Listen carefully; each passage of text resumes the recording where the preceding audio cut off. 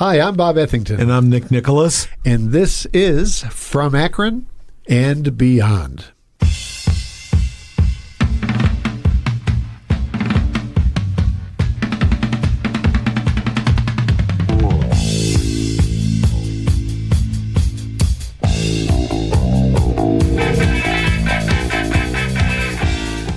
You know, Bob, last week we aired one of our From Akron and Beyond episodes that was a little different. You know, it was we didn't do it here in the studio. It was actually a panel discussion at the Akron Library.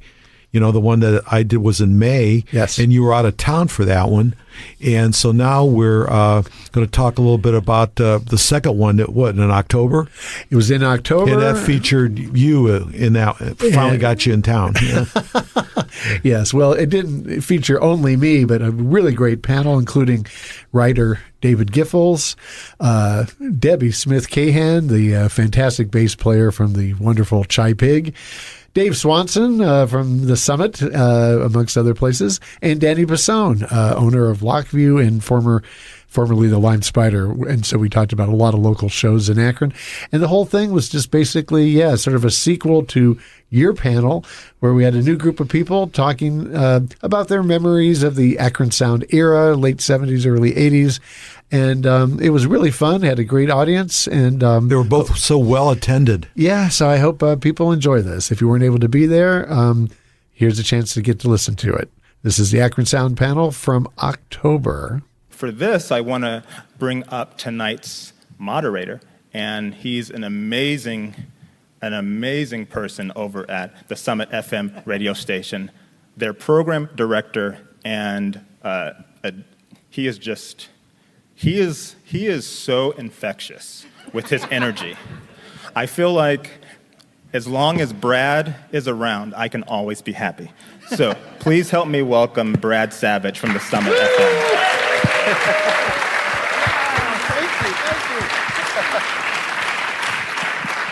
All right. Well, excellent.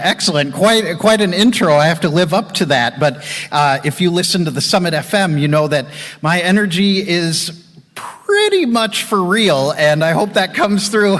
Sometimes I have to fake it a little bit, but generally it's for real. We're very happy to be here. This is part 2, like Mark mentioned, focusing in on the Akron Sound era and music here in our fine Rubber City. We did another one of these back in May, and again with our fine partners at PBS Western Reserve, they did video on that show as well. It's archived now and available at pbswesternreserve.org, so you can find that full episode. Some of our panelists from that first one are actually in the audience. I see Mr. Chris Butler is over there tonight, and Mr. Nick Nicholas. We will single him out a little later again, too. So it's a lot of stuff to talk about. The vibrant history and music and arts and culture of the Akron area, and a great panel that I'll introduce here in just a moment. But I do want to say, isn't it great to have local independent public media and spotlighting this along with the Akron 200 organization? Tonight's show is being recorded and filmed again. It'll be a TV broadcast for PBS Western Reserve and a radio show on the Summit FM as well. And that's what we did with the last one as well. So we're kind of archiving this for the future. And if you're not familiar with the Summit FM, we are 91.3 FM here in Akron. We've been on the air. We're part of the Akron Public Schools system, and the station itself launched in 1955. Now, in the early days, they did a lot of things like history lectures on the air and broadcasts of academic things. Well, by about 1988 or 1989, my predecessor, Mr. Bill Gruber, helped initiate a real modern rock and progressive music format, and that's what we do today, the Summit FM at 91.3. We are also broadcast in Youngstown at 90.7 FM and in Athens, Ohio, Radio at 90.1 FM. So we're covering some good ground across the great Buckeye State. And for both organizations, for the Summit FM and PBS Western Reserve, things look a little different this year. We faced some federal budget rescissions. You know, a portion of our funding, TV and radio, used to come from the federal government, but that was rescinded. We at the Summit were able to go on the air this summer in July, and it's about 10% of our operating budget, and thanks to our wonderful listeners and members, we made that back in the course of one weekend, about $130,000, which was our biggest ever. Thank you very much. Yes, our biggest ever single fundraising moment, and it's more important than ever to support public media and public radio and all of the great independent media voices in our area. So thank you for being here, and just keep tuned to the Summit FM and PBS Western Reserve for the broadcast of tonight's program as well. And next, I want to introduce our wonderful panelists that are up here on stage. And we'll start at my left, starting out with a well-known author and journalist, band member, musician for many groups, and also, oh, no big deal, he's also a professor at Akron U, Mr. David Giffels.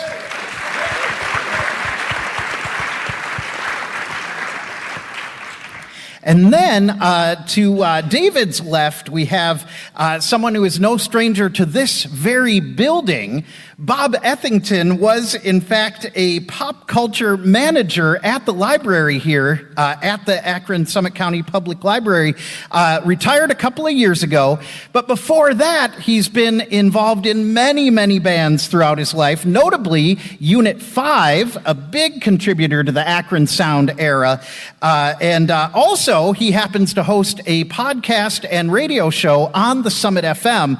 Bob and Nick Nicholas, who's in the audience, wave your hands up there real quick there, Nick. Yeah, Nick is from the Bizarros. Bob Ethington represents many bands and is kind of a local historian to this area. And they do a show called From Akron and Beyond, which is, each episode is about an hour in length, and we've interviewed a ton of people in music and culture and significant contributors to Akron history. So this is Mr. Bob Ethington here. Yes.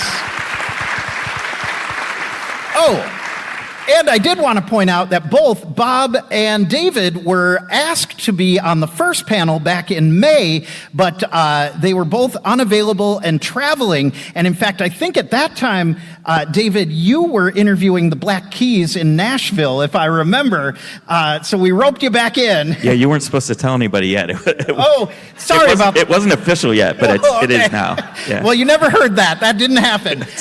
But we'll talk about the continuum of music, starting with the Akron Sound era as well.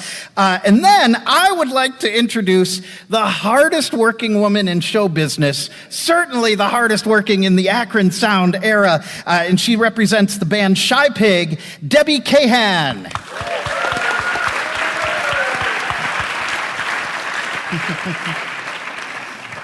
And then a well-known person on the local music community and played in a ton of bands.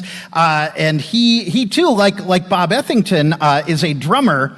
And he also, there's a little place in Akron history known as the Lime Spider that is pretty well revered. And he was the founder and owner of the Lime Spider, Mr. Danny Basone.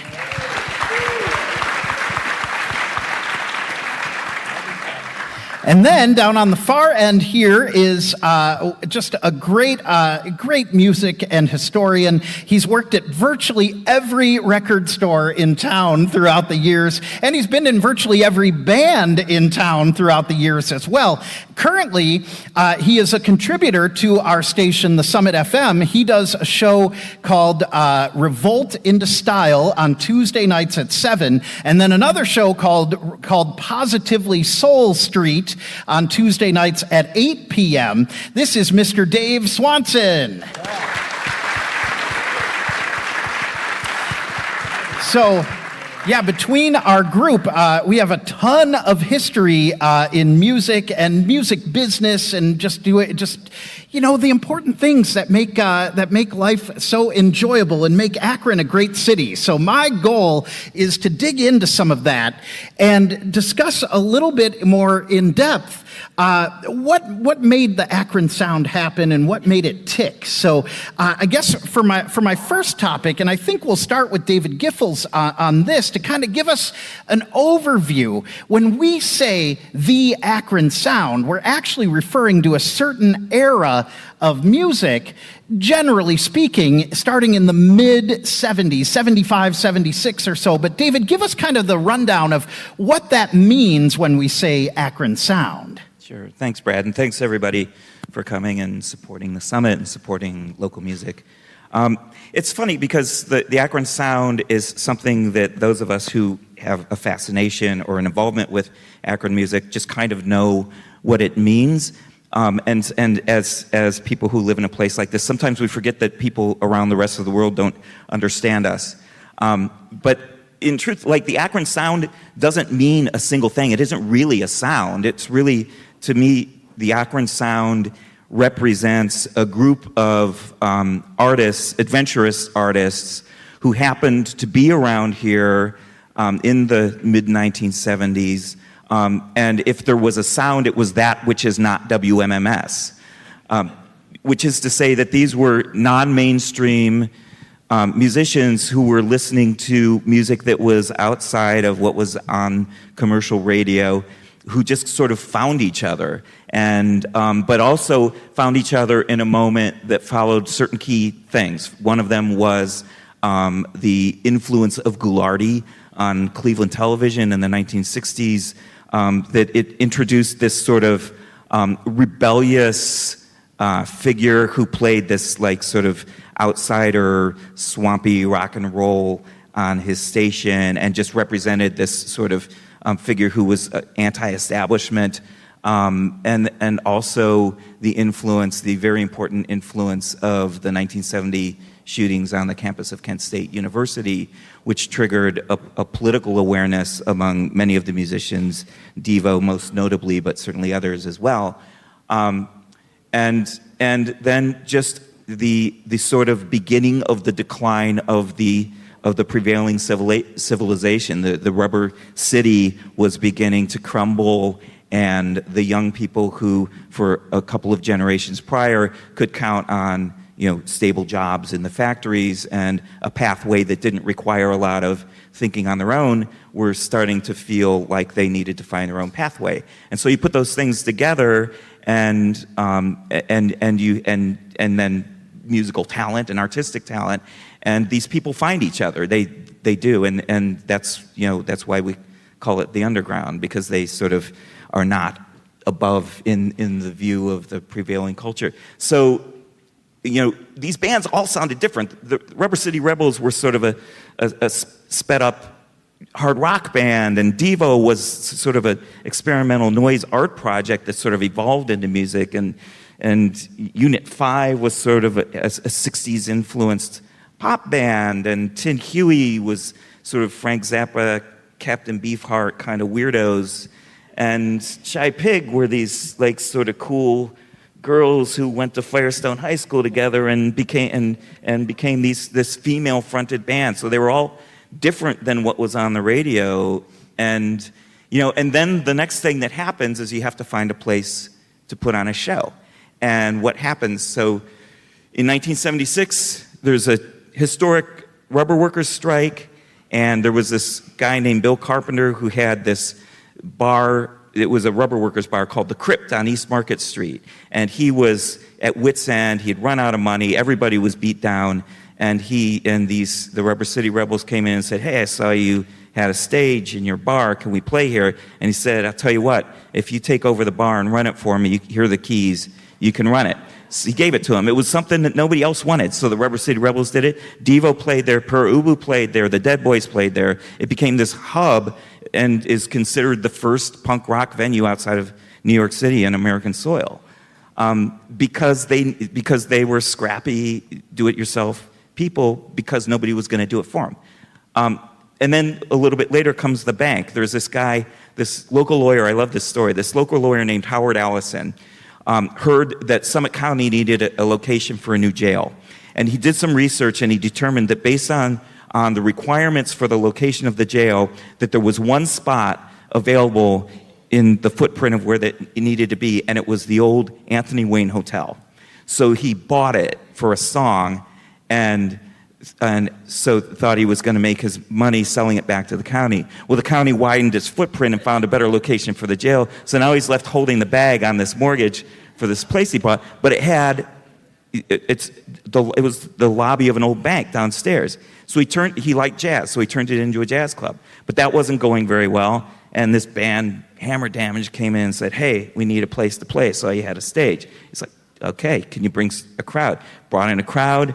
They started drawing people, paying for his mortgage. So, this was happening over and over in Kent. JB's was sort of a holdover from the hippie era of Kent's thriving music scene. Well, guess where the bands played? In the basement. Anyone who's been in a band in the Midwest knows it's always snowing, it's always 3 a.m., and there are always stairs. And JB's is the quintessence of that logic. It's down a steep set of stairs that were always icy, and it was always cold. So it was kind of like, as so often happens, artists take over the things that nobody else wants, make something new out of it. And so the Akron Sound, to me, is more of a spirit of that community that did that, and then all of those bands started to find sort of new avenues from there. Very well said. Yes, Mr. David Giffels. Well, and interestingly, those venues, Bob and Debbie played gigs at those places. Give us your recollection a little bit of playing at those places and kind of those early days and what that was like going to one of those shows. Well, before I begin, I would like to just add one thing to what David was saying, which is that I think the DIY sort of spirit was a huge part of what was going on in Akron. And that is epitomized by my podcast partner, Nick Nicholas, who started his own record label, Clone Records, which a lot of the bands of that time put out their first records. He did it just so he could have something to put the Bizarros record out on.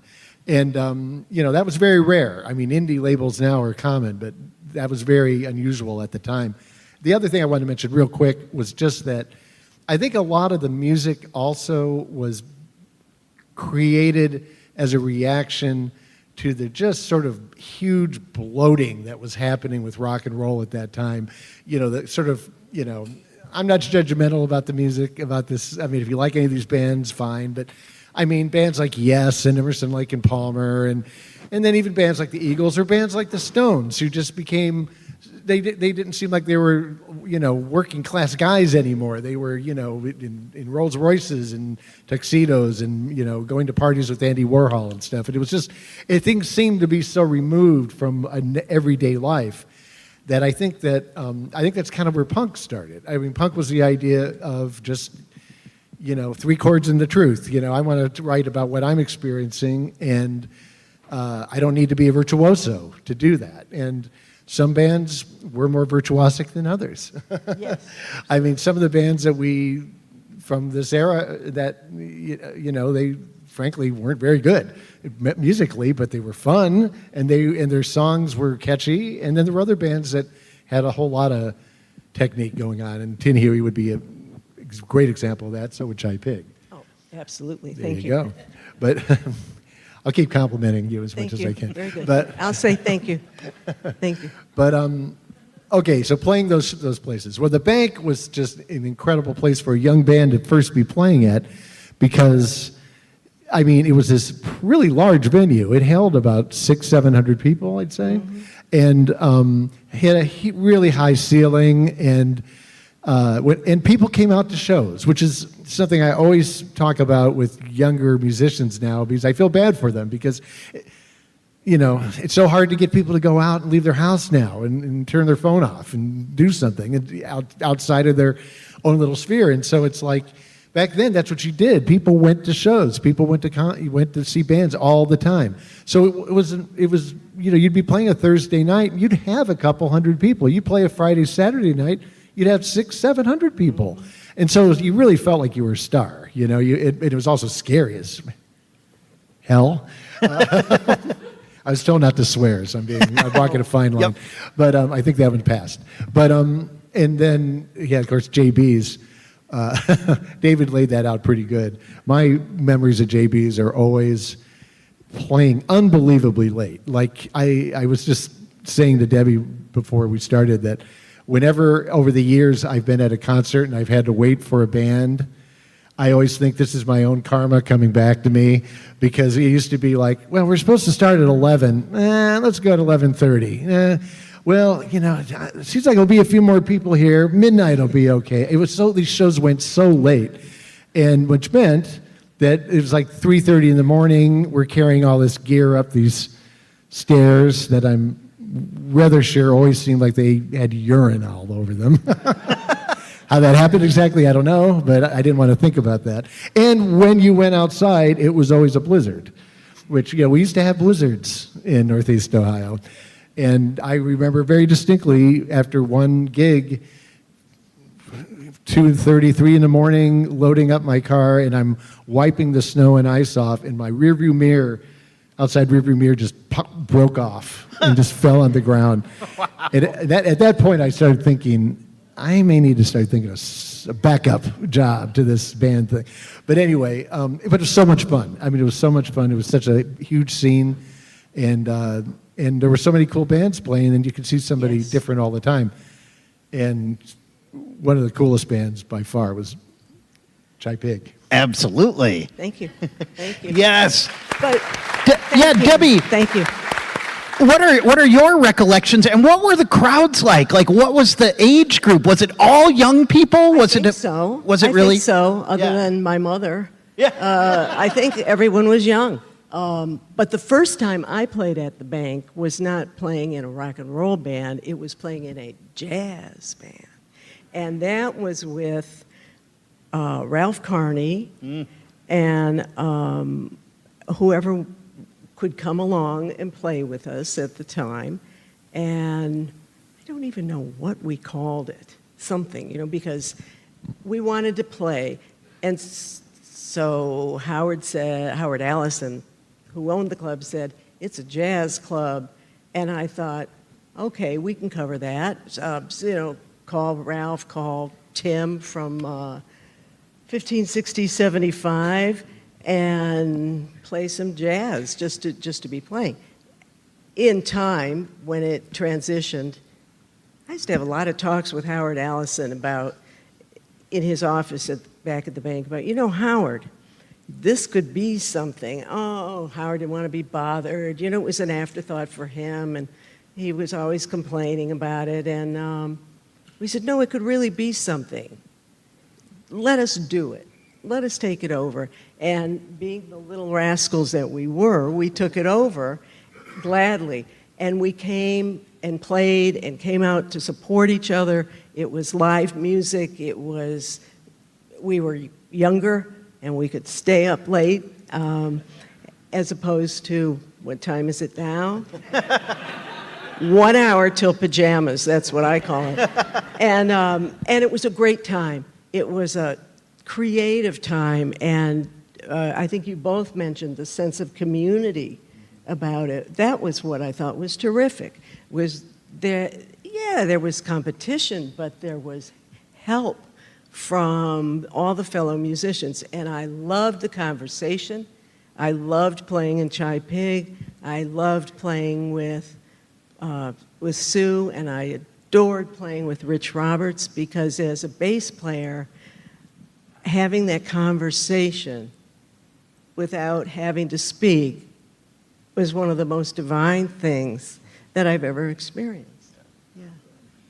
Debbie, tell everybody about how Chai Pig would involve the audience in your shows. Well, funny you've both mentioned JB's. I don't know if you've ever been or never been. But I got the idea that it would be good to involve the audience. And there was a show on TV at the time, the Gene Carroll Show. It was out of Cleveland. If those of you may remember, Gene Carroll was bland with a capital B. But he would have talent on, local talent, I recall. And I thought he brought an audience member up, but that could have been Ted Mack in the amateur hour, and that was way back. But I thought it would be great to bring somebody up on stage, and we had this song called Apu Api, Help Me. Yes. And Rich knew no ending, ever. He could play drums as long as it was required. God bless them. I think he still can. And we had a long space in that song, a long interlude. And I would bring someone up from the audience on stage, and we would teach him the Apu dance, a sacred rite indeed. And I thought, this is great. So I would bring somebody up. One night I thought, the audience is here, but there might be someone on the street dying to come up on stage with us. We were at JB's. I had 150 feet of microphone cable because there weren't microphones that were wireless then.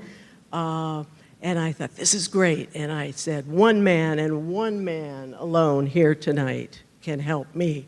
And I ran out to the street, up the stairs to find that person, forgetting totally that I would not be able to hear myself speaking because I was now outside on the street indeed. Brought someone back, and that was it. Yeah. I think there's a lot of people around. Maybe not many then anymore, but I do find people who said, I came to see your band, and I said, did I embarrass you on stage? And when they say no, I'm greatly relieved because I love doing it, and I did love playing that in the band, yeah. Very good. Yes, thank you. I want to ask Danny Basone a little bit about his recollections in that era and getting into music, and what eventually led you to starting up your own venue. And when did the Lime Spider actually open? It was a little later than this time frame. Is that right, Danny? 2001. Okay. So give us your background in some of the bands in the Akron Sound era here too. Well, I grew up, rubber worker family. The first time I heard Devo, I was 16, and that changed me. Although my brother was already playing in a band called Trudy and the Trendsetters, and at 16 he invited me to the bank. And that's where I saw Unit 5 and was just blown away, with the music scene. So, I was getting snuck into the clubs with braces on my teeth, and, my brother would say, don't smile. But, so that scene just totally woke me up on new music. We had a little fashion show between Cleveland and Akron. Dave's more of a Cleveland guy, although he literally lives a few blocks from me in the Falls. It was just a scene that you would go to the bank to see two bands and then go, all right, we're going to JB's to see some more bands.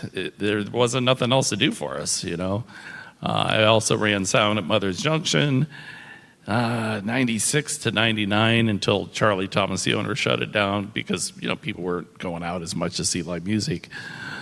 So within that, man, it's just been supporting the local scene has just been something that it's exciting. There's the Black Keys, of course, we have such a good scene around here, but today's technology kind of has us all, in our computers, and we're not as, we just don't go out as much. Obviously some of us are older, but the kids don't go out to support music, and that's kind of sad. So we need to keep paying attention to 91.3, listen to what's going on around town, and just continue this Akron scene that just swarmed back in the day, and it's still there.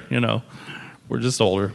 I think you should mention that the Akron scene continues under your leadership with a new club. Well, I have a little venue downtown next to the Lockview, which I've had for 19 years. I'm going to bring back a little bit of live music, but I'm not going to beat it like I did. We did so many bands before. We were doing 7 nights a week, so I'm just going to showcase some local music. I don't plan on bringing back, old bands. I've done that. That was a blast. We're just going to bring back. I'm going to bring back, just some local talent on occasion. I think that's all I can do at my age. Well, great. And I wanted to kind of shift. You mentioned, Danny, that Dave Swanson is a little bit more of a Cleveland at that era, right? Like, Dave, you lived in Cleveland. And first off, run through some of the bands that were playing out and some of the band names that you've been affiliated with. Yeah, I'm here tonight as the representative of Cleveland. My first inclination of there was a place called Akron was in 1972, and they had a whole series of concerts at the Akron Rubber Bowl. That would eventually Belkin would move this idea to Cleveland Municipal Stadium and create the World Series of Rock, which was a famous annual event with a whole day worth of bands. But in 72, the Rolling Stones played the Akron Rubber Bowl. Yes, the Faces, Badfinger, a whole bunch of different bands. And I had the great idea at 10 years old to ask my parents, would you mind driving me to a concert? Okay, who's the act? Alice Cooper. Okay, where's this at? The Akron Rubber Bowl. And then they looked at me like I was from another planet. So that didn't fly, but I was aware of Akron. The Akron and Cleveland always seemed kind of like maybe brothers with one parent the same. You know what I mean? It was like, they had the same father, but the mothers were totally different people. And just over the years, I made friends with people in Akron, et cetera, married a girl from this area, and that's how I ended up being down here. But I never went to any of these clubs. And Cleveland was a totally different sort of ideal, as opposed to there were clubs where these, the underground bands could play. In fact, somebody was just mentioned the Governor's Chateau, which eventually became Lucida's restaurant. And this was the first place that the Cramps played when they came through. I believe the Dead Kennedys maybe played there their first time through. So it became a Mexican restaurant. And there were different, the Fantasy nightclub, different places where these bands could play. In general, like you mentioned WMMS, there was no real support beyond 1975. That's when everything started to change, and WMMS became much more. Basically, they switched allegiance from Roxy Music to Bruce Springsteen. And it just became a different animal. Because in the early 70s, mid-70s, they would play Bebop Deluxe, they would play Sparks, they would play Roxy Music like crazy, all kinds of different stuff. And as that went away, any interest in the underground bands in Cleveland went away, and they started focusing on bands that they thought they could mold into the next big, arena act or whatever. So the bands in Cleveland, I think, had a whole different path, because while those bands united as well, there was no sort of sonic connection maybe between a lot of them. You'd have one band doing one thing, one band doing something else, and just sort of by default ended up being together. And that's the same with how a lot of our bands in Cleveland ended up playing with bands from down here, because it was just out of necessity of, like-minded people trying to get together. Was Cleveland a lot further back then, or did the bands play in each other's towns and stuff? I played almost exclusively in Cleveland. I was in an all-girl rock and roll band called the Poor Girls. When I was 14 years old, I moved to Akron from Detroit. And I don't know, other than the Note in Cuyahoga Falls, I don't know any other clubs that had live music that were around. They had teen clubs. So there were quite a few in Cleveland. And not just in Cleveland proper, also in the suburbs in Garfield Heights. Mentor Hullabaloo. And Mentor Hullabaloo, thank you. All the Hullabaloo chains. So I Otto's Grotto, which was in the basement at Statler Hilton Hotel, played that, played almost exclusively clubs in Cleveland. All of it. And I'm pretty sure I saw you, Shy Pig at the Agora at some point. Yeah. Yes, you did. Yes.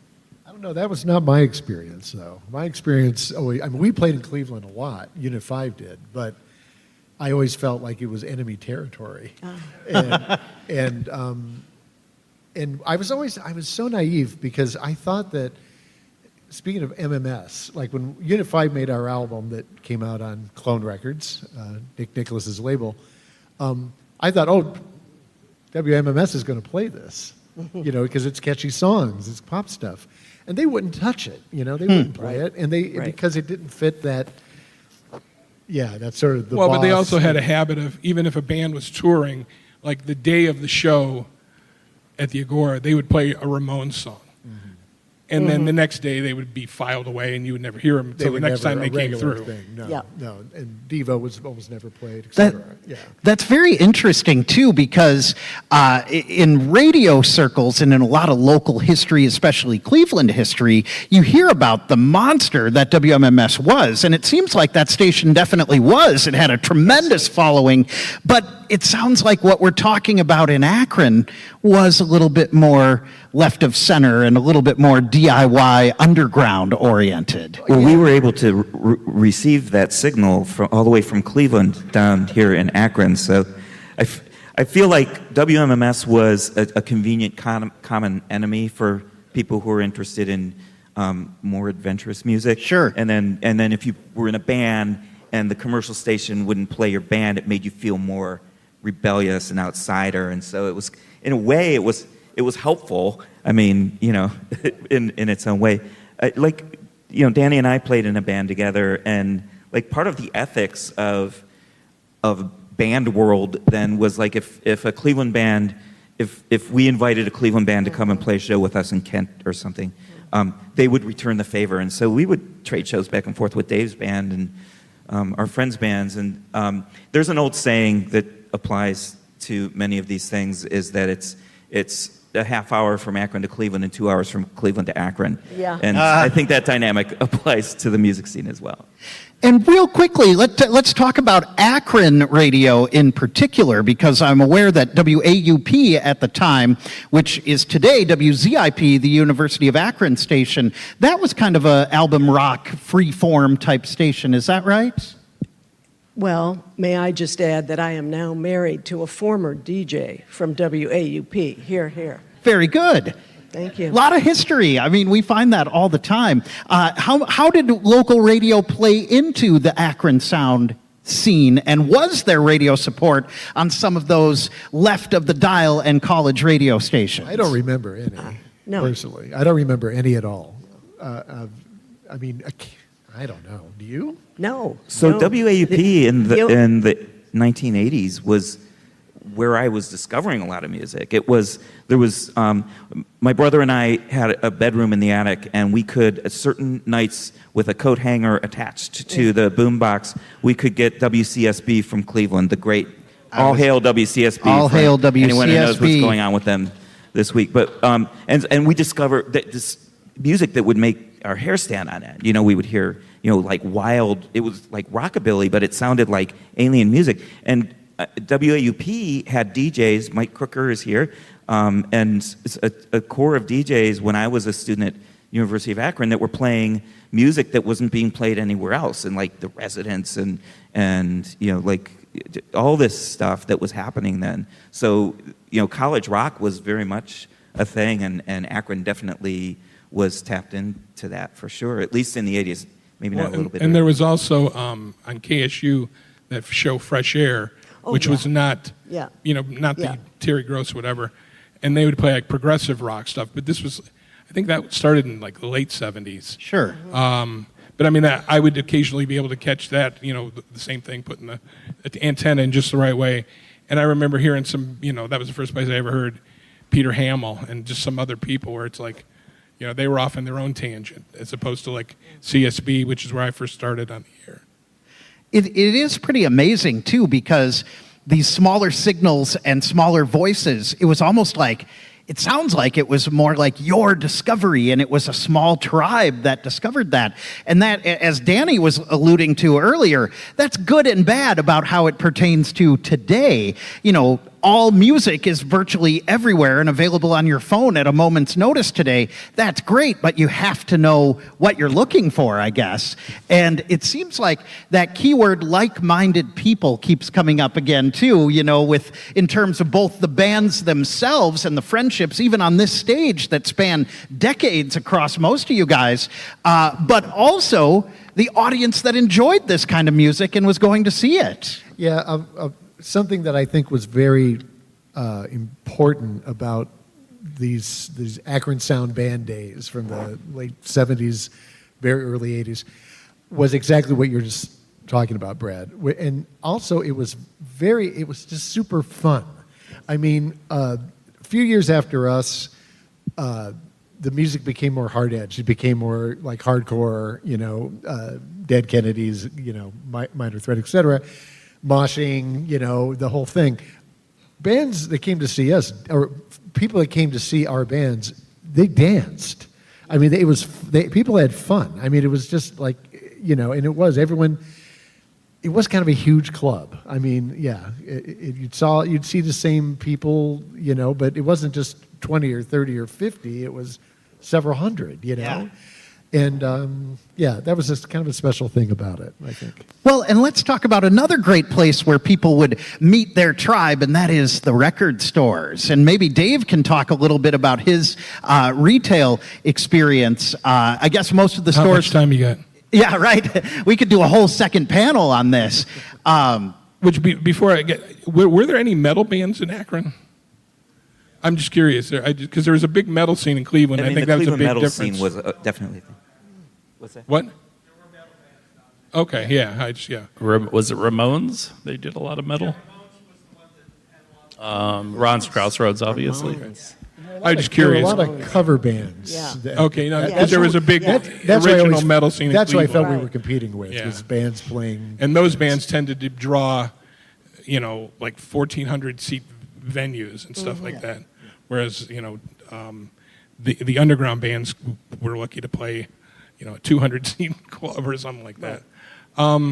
Yeah, I started working at record retail in 1978 at a place called Melody Lane in Lakewood, which was a great record store, and I learned a lot about music there. And from there, went on to, you know, he sold the business, and I moved to a place called Chris's Warped Records, which was in Lakewood, which was a big hub for a long time. And then later at Repeat the Beat in old Brooklyn area, and ultimately at My Generation in Westlake. And Bob, you have some record store experience too, right? Yes. We've talked about this on the From Akron and Beyond show, available at thesummit.fm, all the episodes. Thank you. Yes, well, I mean, there were a lot of great record stores once upon a time. One that comes to mind, I did not work there, was Disc Records at I Summit worked at Mall. Disc Records. Did you work Yes, there? I It seems did. like almost everyone did. I mean, Ralph did, Harvey Gold did. I mean, Yes. the list is just huge. And Jim Carney did. Jim Carney did. Andy Cahan did. Okay, all right. Who didn't work at Disc Records? Anyway, but it was a super cool place, and exactly what you think of, like the ideal of a record store, which means that people would come in wanting one thing and they'd leave with something else that they'd been recommended by a clerk there, or maybe two things, or you know, along with what they wanted. I worked at Record Theater at Fairlawn Plaza at the time it was called. And that was a fantastic record store. It had a huge selection, and that was right when punk was happening. And so all of those super cool colored vinyl 45s and 12 inches of these strange bands, you know, like X-Ray Specs and, you know, what have you. It just, these cool bands. And I just stare at them and I'd buy them because I was so fascinated by them. And it really changed my life hearing that stuff. Then I worked at Camelot Music later after that. So, yeah. Album art was very important. You just pick something out from the artwork, and a good chance it was pretty good. Right.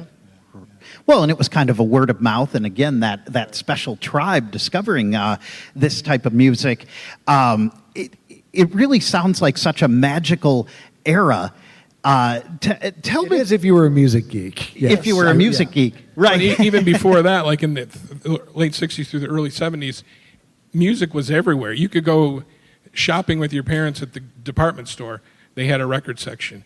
Yes, The drugstore right, down the right, corner right. had a rack jobber who would come in and put one row of the hits, one row of cutouts. Yes. So you could, anywhere you went, there was music to be found. Well, we've talked about this on our radio show. I mean, I remember buying records at Singer sewing machine stores and at drugstore. Yeah, I mean, why would they have records? You know, but it was like, I don't know. They did. Now, some of these more underground bands, the Clone Records material, was this available at most of these stores, like at your Cleveland stores? Were the Clone Records in stock? Yeah. I mean, we had a separate section behind the counter for like a lot of the indie 45s. And we would even get bands from out of state send us their records for consignment, whatever.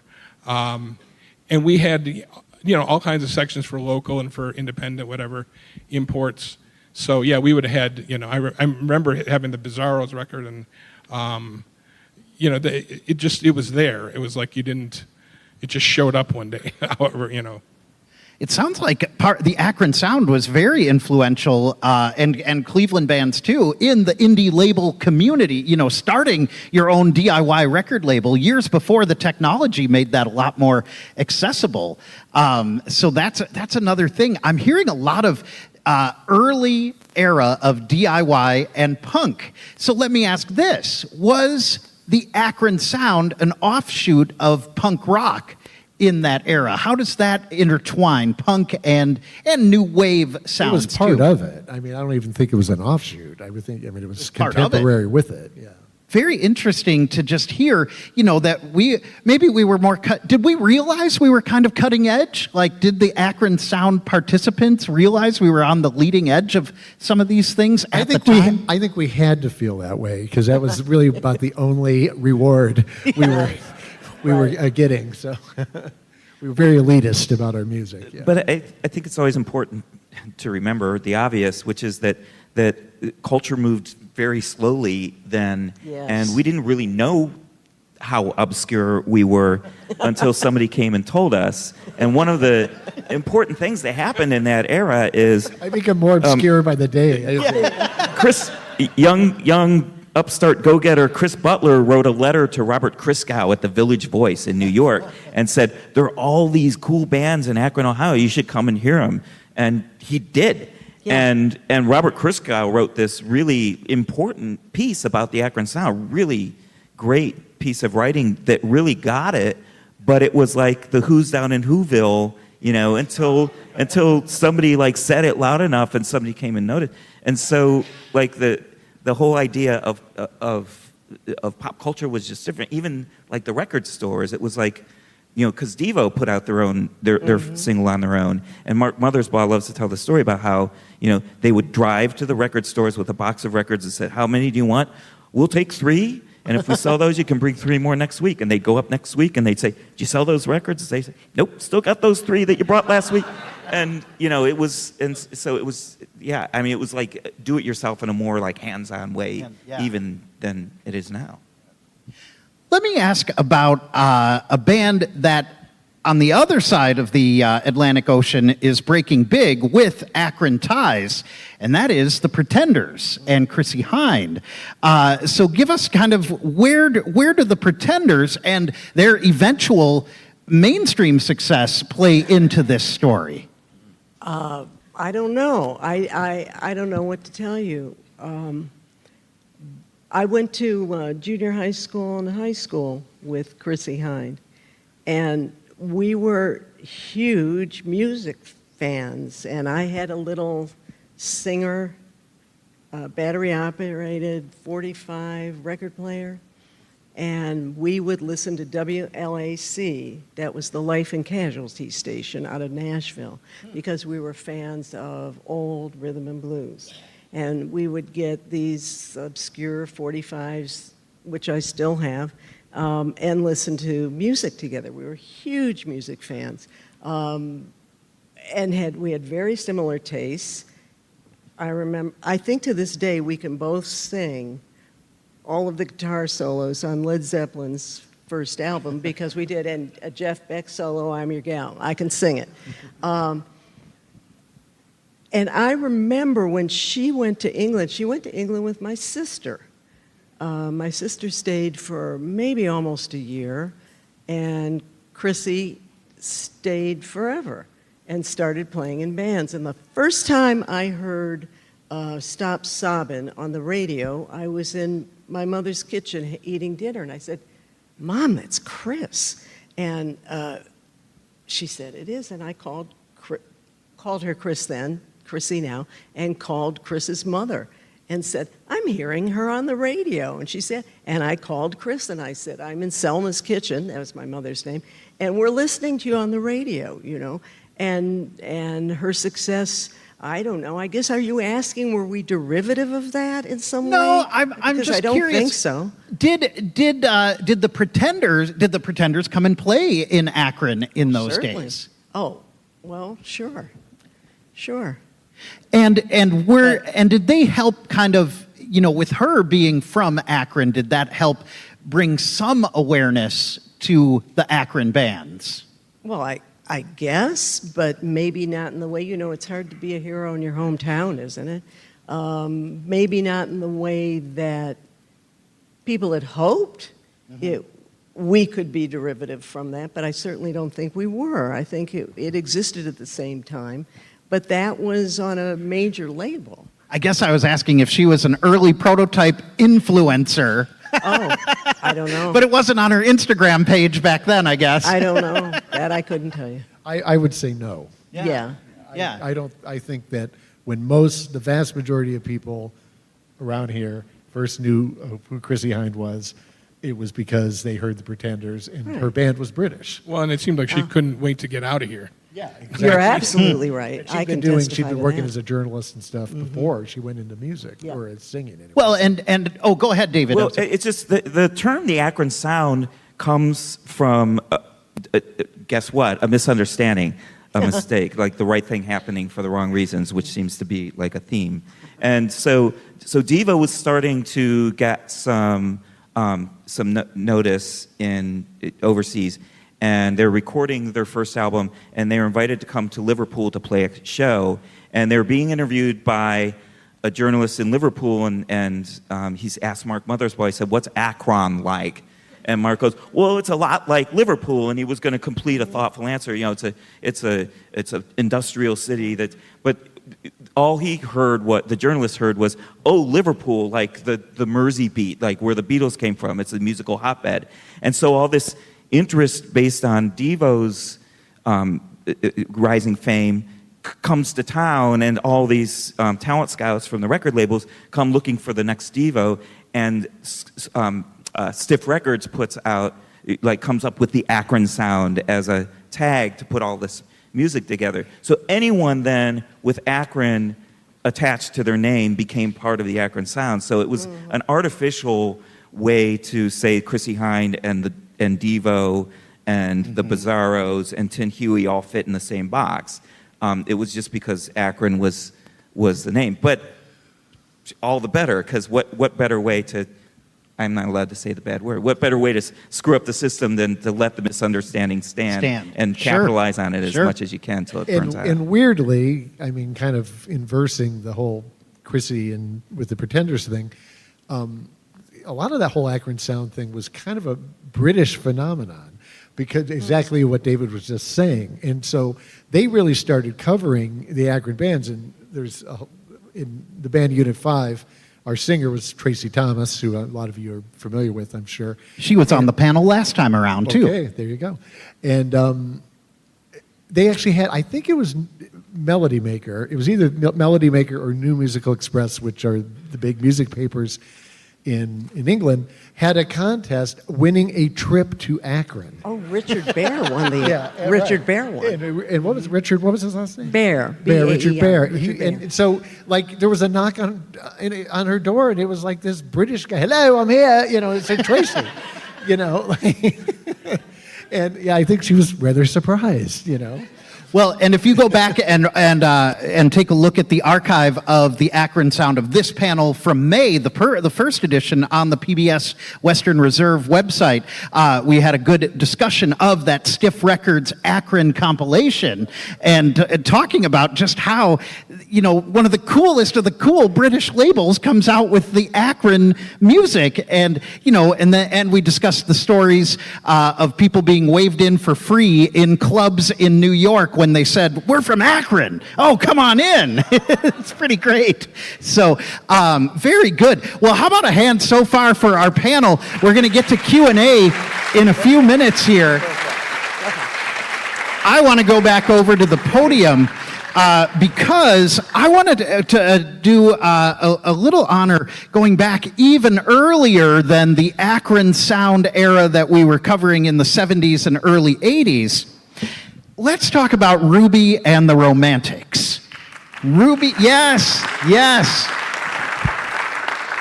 So Ruby and the Romantics had the first #1 hit out of Akron, Ohio in history in 1963. A song called Our Day Will Come reached #1, and they had several. They had a good 5 or 6 top 10 songs over the next few years. We had hoped to have Ruby here tonight, and as Mark said at the opening remarks, she is unable to be here. She's fine. She had a small fall at home. The woman is 91 years old, still lives here in Akron to this day, and just so proud of her music and her history. So a little bit more about Ruby Nash Garrett. Here are some additional photos, including this Akron Beacon Journal picture on the right from 1963. So think of this. This is right before the Beatles are starting to come out and the British invasion in late 63 and early 64. Now, I want to play, since Ruby isn't here tonight, we did want to honor her anyway and all this great music, so I'm going to play part of an interview and some additional slides that were done by the Summit County Historical Society. This was a couple of years ago in 2022. This is from a Zoom interview, and just listen to what Ruby says, and listen for her level of being so proud of being from the Rubber City, Akron, Ohio. So let's go ahead and start this one up here. The guys that wrote the song, and I said, I want to do that song. And they said, well, we want to give it to somebody that's noted, that's been out here for a while. But I said, I can do that song. And finally, they decided, by me begging for a whole week, they finally let us do it. And we went into the studio, and you know how they have the different instruments and different guys playing. We went through it one time, and then the guys took a rest and said, well, we'll come back and we're going to record some more. So while the guys were out taking a break, the drummer started playing this bossa nova beat. And when he started playing that, we just fell in and started singing. The guy, as the men came back in, they jumped in and started playing. That's not the way the song really started out, with that bossa nova beat. They had another beat to it. But when that drummer started playing that and we started singing, it took right on off. They said, oh, that's the beat we want. That's the sound we want. One time when we were on a tour with Dick Clark, and we stopped in Winston-Salem, and we were on a bus with, a variety of people. Jerry Lewis's son was one of them that was on the bus with us. Gary Lewis and the Playboys. As soon as we pulled up, people were in the swimming pool, and when they saw the blacks getting off the bus, that swimming pool cleared, And then another time, while we were on that Dick Clark tour, we stopped at a restaurant to get something to eat. And as we were going to get off the bus, the manager came out and says, well, the blacks going to have to go around to the back. And then he said, go around to the back. This was Dick Clark talking. He said, nobody's going around to the back. So Paul and Paula, and another one of the girls went in the restaurant and fixed hamburgers for us because Dick Clark said we were not going around to the back. One of them Lifetime Achievements Awards, and it was just a nice thing to have, that we did, you know. But at that time, there was everybody. A couple of the guys were already deceased, you know. But it was nice to be recognized. Born and raised in Akron, never left Akron. Traveled all over everywhere. Akron was where it was at. I didn't want to be anywhere but back here in Akron. And there we go. Born and raised in Akron.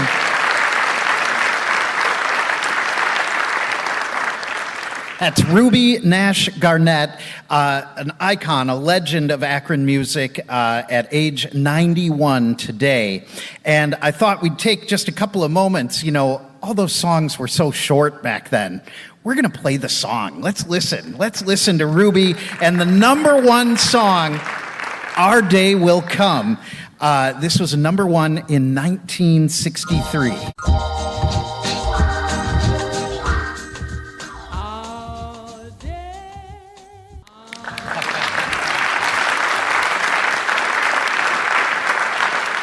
Well, that right there is one of the things this Forgotten History Forum is all about, honoring Ruby and the Romantics here. And how about another hand for our great panel? We're going to do some of the Q&A momentarily here, some audience questions. And first off, guys, let me ask this one. This question came in. Talk about the impact of print media. We did not really talk about print. In particular, Scene Magazine.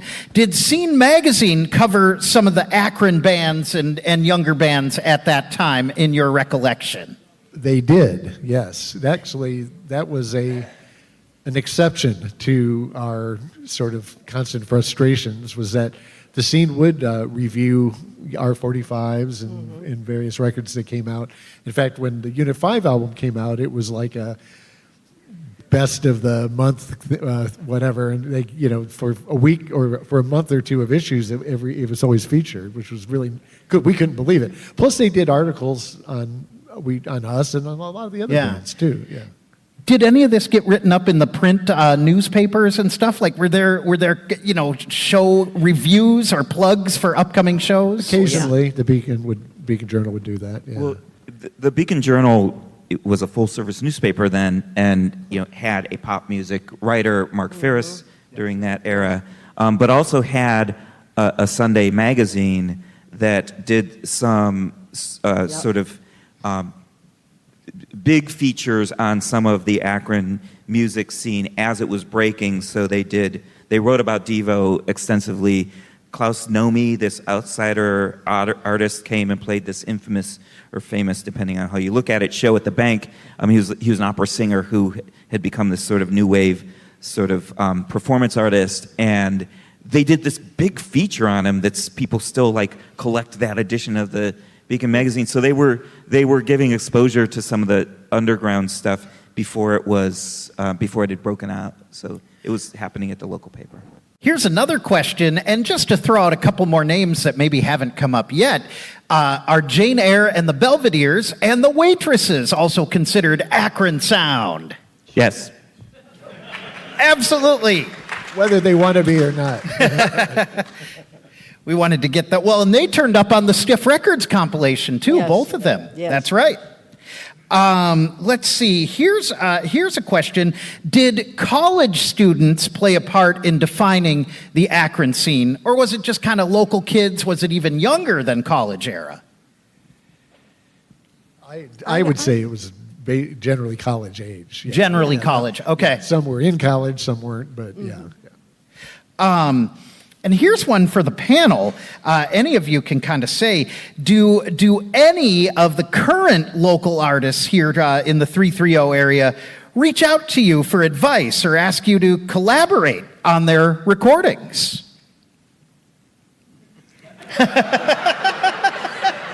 Operators are standing by. That would be a no. Yes, I they don't ask me. I just no. I'm still doing music, and I'm still working with generally people a lot of times that are younger than me. I guess this will give me an opportunity to just mention one thing I really want to mention, which is that we're talking about the Akron Sound. I wanted to make it clear that it's this very specific period, specific place, specific years, because there's so much great Akron music. I mean, Ruby, so many bands before, so many bands around that, so many bands just in a few years after that. And it's like, I always feel like a lot of people that were in bands probably are like, well, why aren't they mentioning my band? It's hard. It would be hard for me to mention just all the bands that were playing in that same era that we were playing at the clubs that we were playing. But having said that, I think the most important Akron Sound is what's happening right now. There are so many talented musicians out there now, and it is so hard for their music to get heard. And the Summit helps with this. But it is, it's amazing to me, and trust me, a lot of these kids are way more talented and proficient than we ever were. And I'm just stunned by some of the young bands I'm hearing now. But also sort of bridging that too, Danny was a key figure in starting the Lime Spider. Mm-hmm. We could do a whole panel on the era that surrounded the Lime Spider and the Black Keys as sort of the centerpiece of a really thriving scene that produced a lot of musicians who are still around. So I play in a band with younger people, and they're in their 40s. So. Right. I didn't say how young these people were. Well, and absolutely so. I think everyone from Ruby and the Romantics and Vaughn Monroe before that, another Akronite, up through that Lime Spider era and the Black Keys and all the bands that we call the 330 artists today. On the Summit FM, our radio station, we do a show each weekday, 330 at 3:30, and it's a half hour of all local music, new and old. I did all old school through Akron Sound today on that show, but we play new and old and do artist interviews and new song premieres, and we're pretty lucky. And then when you factor in Kent and Youngstown and the Athens music scene and Cleveland and just this whole region, even Columbus, there's a ton of independent great music coming out today here in Ohio and our region. It's really inspiring. Also someone had asked, are you still active in supporting some of the new establishments that carry the flame for local music? Can you recommend them for the crowd? So perhaps just shout out a couple of the places doing venue, some of the good venues right now. It's rough. The Beachland Tavern and Ballroom are still very active in presenting bands. The Happy Dog, both are Cleveland venues, but they're both constantly bringing in people, national and local supporting acts, There's in Akron, there's a new place called the Electric Company that is like a performance space on East Market. They're having some really interesting music. Danny is being shy, but he has his club that's opening up, the Electric Frankenstein. I'm going to showcase some music on occasion. I'm not, like I said earlier, I'm not going to beat it to death, but Akron's definitely lacking in the music appreciation of live entertainment. I really don't know who's doing it. But the Rialto Theater, I think, deserves to be mentioned. Rialto, really for sure. Yes. And Musica. And Musica will do a fair amount of Friday and Saturday nights and stack up 3 or 4, local acts, which is pretty good. I think it's just the consumption. There's an industry buzzword, but the way people consume and use music, whether it's recorded or live, is so different now than this kind of era that we've been discussing tonight. Yes. Here's another question. How many of you had formal music training or education? I got kicked out of band in 7th grade. I had a lot of energy. Danny taught me how to play guitar, and he's a drummer. No. I think what made musicians back then better was we played a lot of shows with other bands that were great. And if you're a musician, you're competitive. So that's, prior to music videos and things like that, we'd go play somewhere, Dover, New Philadelphia, who would have thought? And we would just get our minds blown by some of the talent around, You're just like, wow. And you'd make friendship that way. So that was, our educational, not speaking for everybody, but just being, we're all competitive every day. Did any big name national acts come check out the local acts when touring or interact with the local acts? I know Akron Civic was doing a fair amount of national acts at this time too, right? Well, the Clash played there anyway. I know that. Yeah. Gary Newman played there also in 1980. Yeah. But they were being booked by Belkin, so it was Right. it was the Cleveland market, and they were using that to fill a niche. Let me ask, too, there's another big name in Ohio music history that's getting started at about this same era. Did Michael Stanley come into Akron? Did he ever show up at the gigs? Was he a part of this, or was that more the WMMS world? Yeah, Michael Stanley, I was never a fan of his music, but I give him credit. He built up this huge following. If you remember, they sold out, I think, 4 nights in a row at Blossom at one point. Yep. That's how huge they were in this area. And they never transitioned out of this area. They never, made it in the next state over, Right. kind of thing. And I think, that was just purely a Cleveland phenomenon. They got tons of airplay. People loved what they were all about. But he had been making music. His first records were with Joe Walsh when he was signed to MCA. So his roots go way back. This, Even before that. And you could say something similar regionally about Donnie Iris in Pittsburgh, too. Oh, yeah. Yeah, absolutely. And he's still going. And he is still going. That's right. This is a good one for the group, too. What is the best gig you played in Kent and or Akron? But I think we have some Kent fans in the audience that are asking, in particular. And let me ask even more broadly, was Kent a little different of a music scene than Akron, or did it kind of meld together?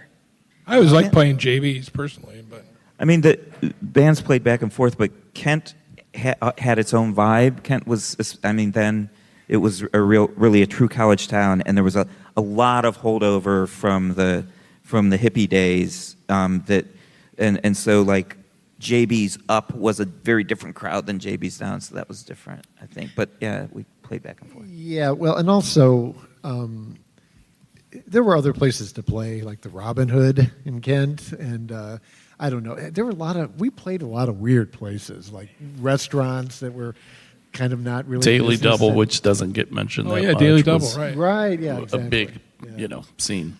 And I seem to remember, maybe Dave will remember, I think one time the Reactions, the band I was in at the time, played with The Difficult at Akron U. And we were not going over well for some reason.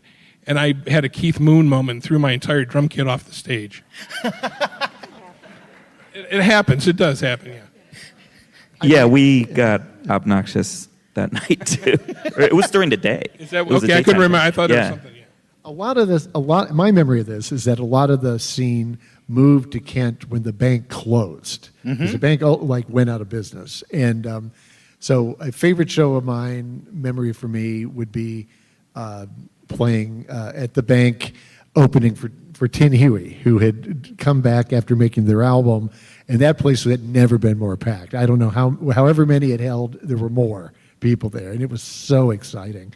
It was a really incredible show. And then we moved to JB's, and those JB shows, frankly, to me, all kind of blend into one big thing. But we did play at the Rathskeller in Kent State several times, yeah. And I have a very memorable show that I'll make real quick, which we were playing, and as I mentioned, people always danced at our shows. And so we're rocking away, playing away, and all these, first one person, then a second, and then a third person in wheelchairs start coming up towards the stage. And next thing we know, there's like about 20 or 25 people in wheelchairs. And our singer, Tracy, I'm the drummer, so I'm always behind her, and she turns around and looks at me and is like, well, this is kind of strange. And it turned out that Big Chuck and Little John were having their wheelchair basketball game, and the game had just finished, and they'd all come to the Rathskeller to get a beer. And so when we were done playing, Big Chuck is at the bar, and I went up to the bar very timidly, and Big Chuck asked me if he could buy me a beer, and I was like, sure. And then I said to him these words I've never forgotten: "You are my hero."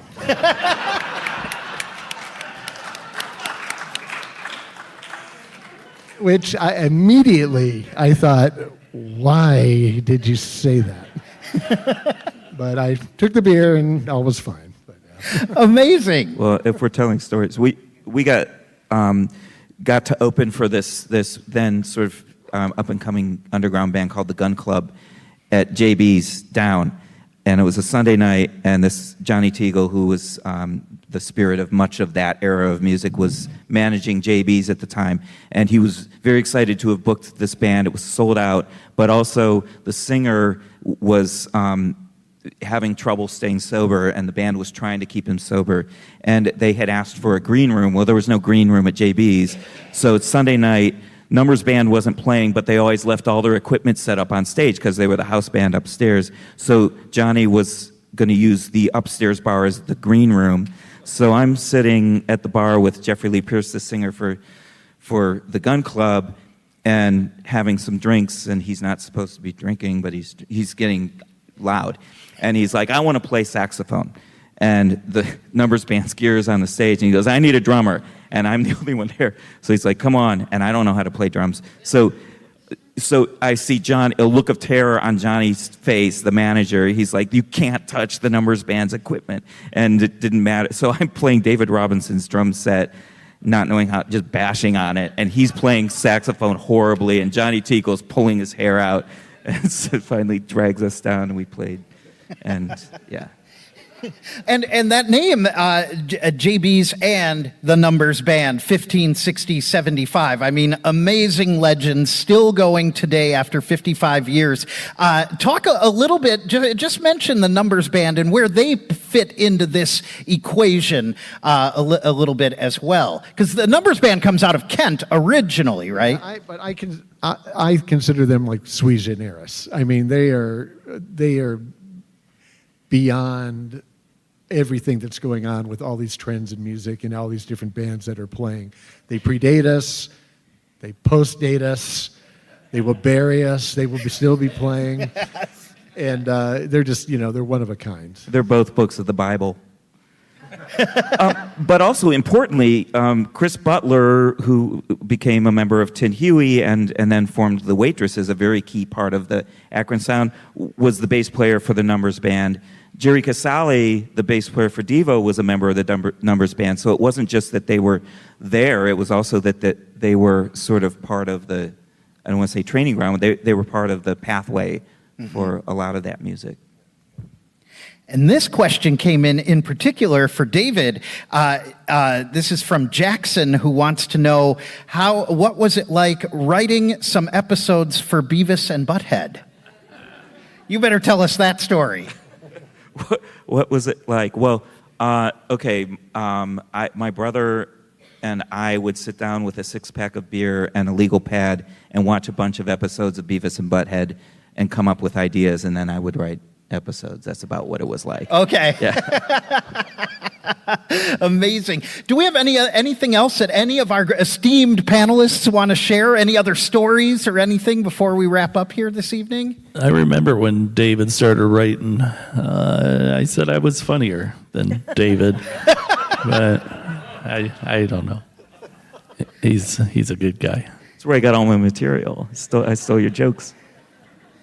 And in the lobby afterwards, there's kind of a meet and greet and mingle session, and David will be signing some books. Nick is here, and he'll be selling some of the original stock of Clone Records material, some of the original vinyl and some singles and everything.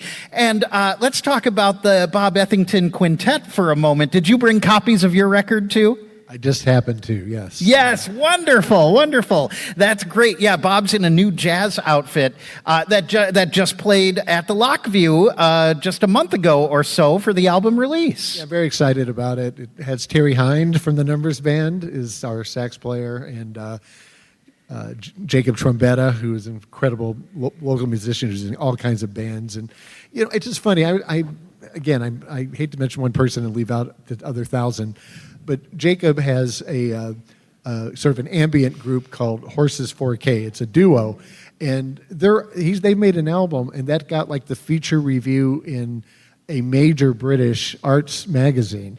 And it's just like, no one knows about this in Akron. And here this is getting this major publicity in England. I guess he'd better be worried someone's going to show up at his door and just like knock on.